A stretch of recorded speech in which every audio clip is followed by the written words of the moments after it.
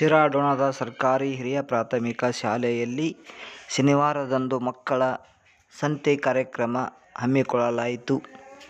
ಕಾರ್ಯಕ್ರಮವನ್ನು ರೇವತಗಾಂವ್ ಗ್ರಾಮ ಪಂಚಾಯಿತಿ ಉಪಾಧ್ಯಕ್ಷರಾದ ಸುರೇಶ್ ಬನ್ಸೋಡೆಯವರು ಉದ್ಘಾಟಿಸಿದರು. ಬದನೆಕಾಯಿ, ಗೆಣಸು, ಬಾಳೆ, ಪೇರಳೆ, ಚಕ್ಕು, ಲಿಂಬೆ, ಪಪ್ಪಾಯಿ, ಬೆಂಡೆ, ಹೀರೆಕಾಯಿ, ಸೌತೆಕಾಯಿ, ಅವರೆಕಾಯಿ, ಗಜ್ಜರಿ, ವಿವಿಧ ಸೊಪ್ಪು, ತರಕಾರಿ, ಹಣ್ಣು, ಪಾನಿಪುರಿ ಸೇರಿದಂತೆ ವಿವಿಧ ತಿಂಡಿ ತಿನಿಸುಗಳನ್ನು ಶಾಲಾ ಸಂತೆಯಲ್ಲಿ ಮಾರಾಟ ಮಾಡಿದರು. ಈ ವೇಳೆ ಶಿಕ್ಷಕರು, ಪಾಲಕರು, ಎಸ್ಡಿಎಂಸಿ ಸದಸ್ಯರು ಹಣ ಪಾವತಿಸಿ ವಿದ್ಯಾರ್ಥಿಗಳಿಂದ ತರಕಾರಿ, ಹಣ್ಣುಗಳು ಖರೀದಿಸುವ ಮೂಲಕ ವ್ಯವಹಾರಕ್ಕೆ ಸಹಕರಿಸಿದರು.